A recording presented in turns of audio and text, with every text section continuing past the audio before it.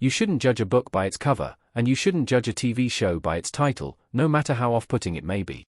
If someone knows the formula for making a perfect TV show, they should probably stop reading this article and start writing one. I imagine no one has stopped reading because there is no secret formula. The list of the best TV shows ever includes a wide range of genres, styles, networks, themes, and plotlines.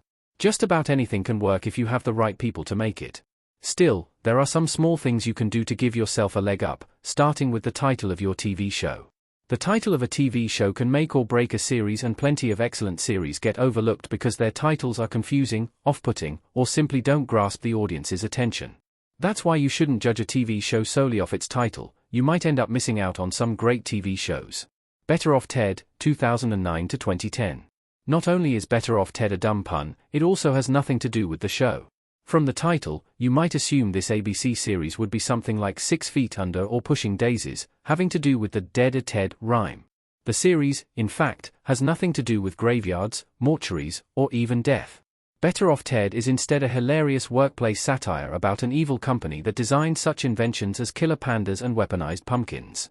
The Ted of the title is Ted Crisp J. Harrington, the respected head of R&D at the company who uses bureaucracy to thwart the evil designs of his company.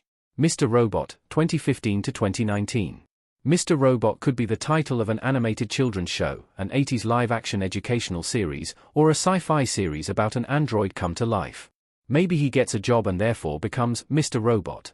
Instead, Mr. Robot is a psychological thriller about a cybersecurity engineer and hacktivist with a social anxiety disorder. Rami Malek stars as that hacktivist, Elliot Alderson, who is recruited by an insurrectionary anarchist codenamed Mr. Robot to help him with an array of tasks. It's an incredible series that probes ideas about capitalism and vigilantism. It took time for the show to gain a following, probably because the name turned people off. It's Always Sunny in Philadelphia, 2005 present. If you knew nothing about It's Always Sunny in Philadelphia, an impossibility at this point, I would have dared you to try and guess what the show was about based on the title alone. You probably would have assumed it was a daytime talk show, or a family-friendly sitcom, or some kind of Weather Channel series. You probably would not have guessed it was a hilarious TV series with an ensemble of some of the most miserable characters ever assembled on screen.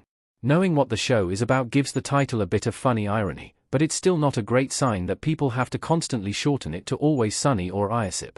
Fleabag, 2016 to 2019. Fleabag is one of the great modern comedy series of the 21st century. Beautifully acted, heart-wrenching at points, and yet rarely does a minute ever pass without a joke. It's smart, human, honest, wickedly intelligent, and nearly toppled over by its title. The main character, played by the show's creator Phoebe Waller-Bridge, is named Fleabag. As a character name, it makes some sense considering the character's messiness, and it is based on Waller-Bridge's childhood nickname, but it's not exactly an intriguing title for a TV show. Fleabag gives no insight into what the show is about and suggests something disgusting and unpleasant, and Fleabag is far from unpleasant. Person of Interest, 2011 to 2016. Person of Interest is a terrible name for a TV show. It sounds like a show about someone you'd be mildly interested in learning about.